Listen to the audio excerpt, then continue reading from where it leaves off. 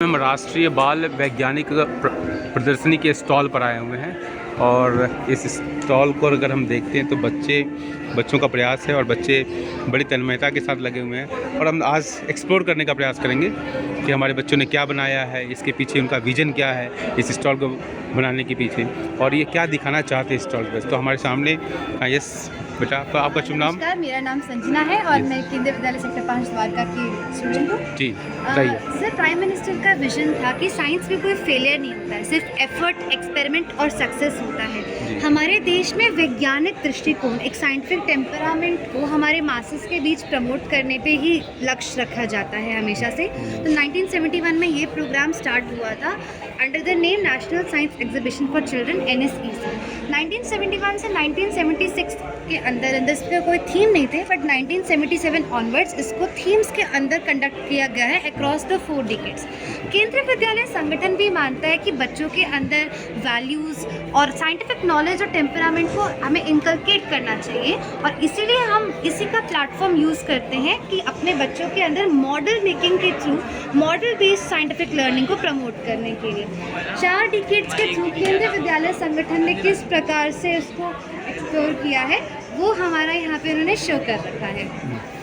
केंद्रीय विद्यालय संगठन मानता है कि साइंस के कुछ एलिमेंट्स हैं जिसको वो RBVP के थ्रू बच्चों के अंदर एक्सप्लोर करने में मदद करता है, विच इज़ टू थिंक, सोचना, क्रिएट करना, एक्सप्लोर करना, एक्सपेरिमेंट करना और चीज़ों को और एक्सप्लोर करके उनके इम्प्रूवमेंट के सोर्सेज को खोजना।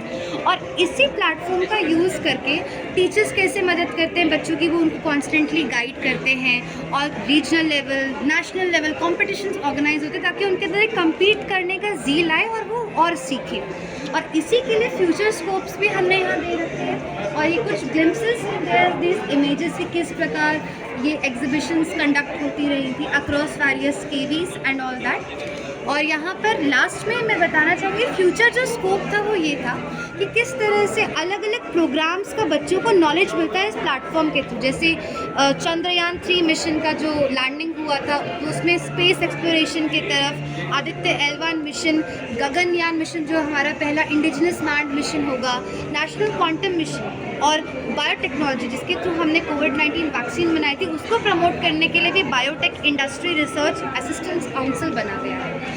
इसमें से यहाँ पे हमारे पास 3 प्रोजेक्ट्स हैं।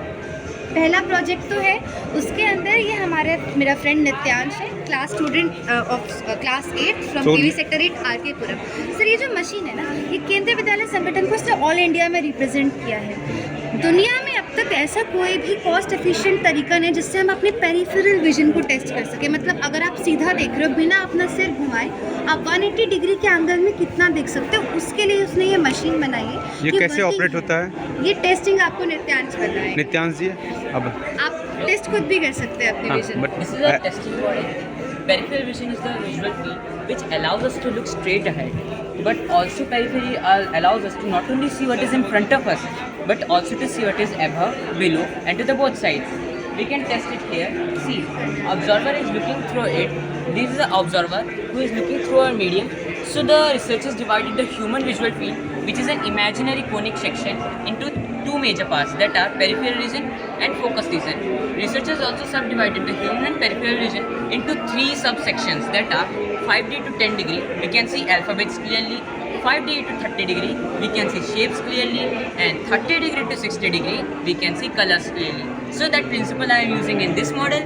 You can see the focus region without moving your eyes. You have to identify the objects, and if you are able to identify the objects, I put the output in my laptop in the machining language.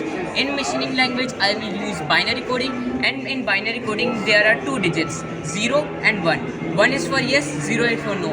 If the person is taking here and he is supposed to tell that no, so I will put here 0, so the graph will automatically show here like you. Sir, आप इस machine को ना खुद भी test कर सकते हैं। आप अपना वहाँ फेस रखेंगे तो उस डिजिट को घुमा के आपको पूरा पेरिफेरल टेस्ट दिखा सकता है। और इसका पता प्रॉब्लम क्या है कि ये जो होता है ना, ये बहुत ही इग्नोर्ड प्रॉब्लम है और इसकी वजह से फ्यूचर में नित्यांश ने भी मुझे बताया था कि फ्यूचर के अंदर ये लंबी टाइम की प्रॉब्लम भी बन सकती है। और वो आर्टिफिशियल इंटेलिजेंस और बाइनरी कोडिंग का यूज़ करते हैं। नीट का एग्जाम आने वाला है, नीट प्रेजेंट देंगे। शुरू करो। Sir peripheral vision is the visual field which we see without moving the eye. Sir peripheral vision में आपको पहले समझा देता हूँ। पेरिफेरल विजन मतलब सर आप सीधा कितना देखते हैं, सीधा कितना देखते हैं सर, वो उसके लिए तो चश्मा आ जाता है। लेकिन sir in this model I will give you checking, testing and treatment and colour. I can check colour blindness also in this project. So You can check my color blindness. okay, so first I will give an introduction that peripheral vision is a tunnel vision. You can see only the front, not to here and there. Like you can see here, peripheral vision loss having person can see him in a medium position. These are blackened out. If you don't mind, can I in this medium, mid peripheral, near peripheral and far peripheral, I will testing in this project. Okay. So I also made this thing that two researchers or Japanese two researchers have. I'm not telling that. Yeah. So the two researchers of Japanese, Isugaro and Jun Nakimoto, has give this explanation that you can test it by this project. Okay. So peripheral vision में बहुत problem है, जैसे कि आप जा रहे, तो मैं एक एक्सीडेंट के बारे में आपको बताता हूँ। आप जा रहे हैं और आपको कार साइड से आई और जस्ट स्ट्रेस होगा। इंटरेस्ट में ये कहना चाहता हूँ कि अगर आपको सामने दिख रहा है और यहाँ पे नहीं दिख रहा तो आप घूमना चाहेंगे, ये नहीं दिख रहा, क्यों नहीं दिख रहा, और गलत था कुछ। लेकिन अगर आपको ये दिख रहा है और सामने नहीं दिख रहा तो आप जनरली जाके देख सकते हैं, आपको स्ट्रेस आएगा। सो फर्स्ट आपको इधर फोकस करना है without looking here and there. मैं अपने यहाँ पे ऑब्जेक्ट लाऊंगा, आपको बताना है येस और नो, ठीक है। आपको इधर से आपने हटाना और मैं आपके यहाँ पे ऑब्जेक्ट लाऊंगा। अभी आपको दिख रहा है लाल कलर का क्या नहीं दिख रहा, हल्का सा भी दिखे तो भी चलेगा, दिख रहा है हल्का सा। अभी दिख रहा है, अभी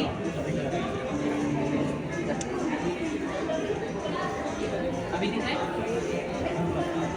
अभी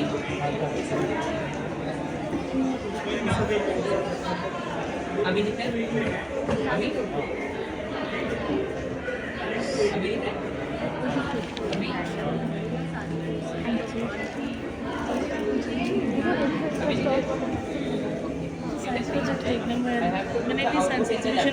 so I can give you the so binary table में आपका 60 to 60 में प्रॉब्लम आता है, 60 to 50 में प्रॉब्लम आता है। 60 to 1 पहले वाले में 60 ये वाला पहला वाला इंट्रोड्यूस करते हैं तो एक 0 एंड लास्ट वाले लास्ट वैल्यू को 1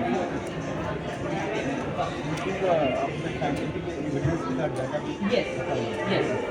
सो आपका आई का इतना पार्ट आपको दिखा रहा है कि ये आपका डिफॉल्ट है, मतलब red is for good and other one is for partial right. So you can diminish it by lowering की वजह से आप जा रहे हैं, आप पढ़ना चाहेंगे क्योंकि मैं उसको पढ़ रहा हूँ, मैं गाड़ी चलाना चाहता हूँ, इतने डिस्टेंस पे ठीक है।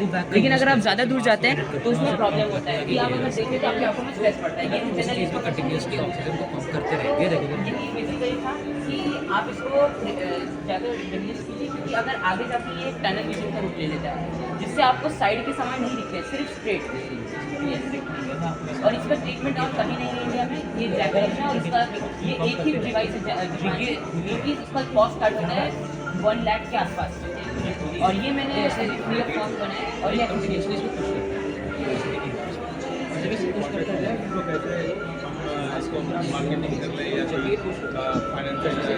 या सर मैं इसको लेके गया हूँ ओपन नेशनल, तो सर उसमें अभी देखते हैं और आगे सिलेक्शन होगा अगर आप इसका आगे का view sir actually my brother was also suffering from this, so I get affected. अपने प्रॉब्लम को अपना स्ट्रेंथ बनाए, लॉट ऑफ यू नो।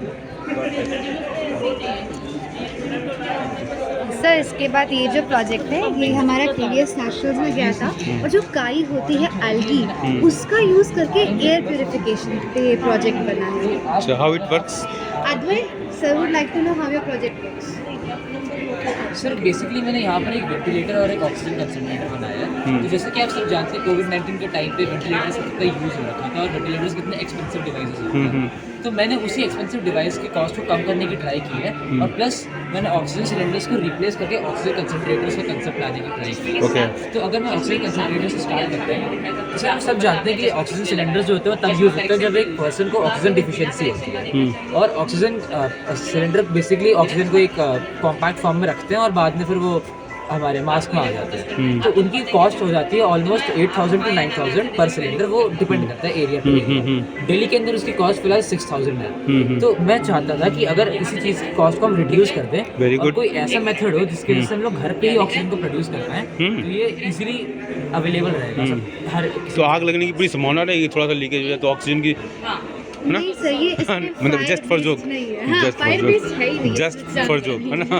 कि ज़्यादा ऑक्सीजन होगा तो फायर भी तो लगने की संभावना बढ़ सर जाएगी। अगर आप इग्नाइट कर इग्नाइट करेंगे, चलो ऐसे बोलो कि सर लाइटर मोमेंट। अभी मार्केट में कोविड के टाइम पे एक डिवाइस है जिससे ऑक्सीजन कंसनट्रेटर कहते हैं। हाँ, yes. Sir concentrators air suction plate के थ्रू एयर को सक करते हैं और उसको प्यूरिफाई करके प्योर ऑक्सीजन को बाहर निकालते हैं। बट सर इसके अंदर जियोलाइट का यूज होता है, जो कि मैंने यहाँ पे शो किया है। ओके। तो जियोलाइट क्या करता है, नाइट्रोजन जैसी बल्कि गैसेस को सेपरेट कर लेता है और Okay. सिर्फ ऑक्सीजन को आगे प्यूरिफाई कर देता है। जी बिल्कुल।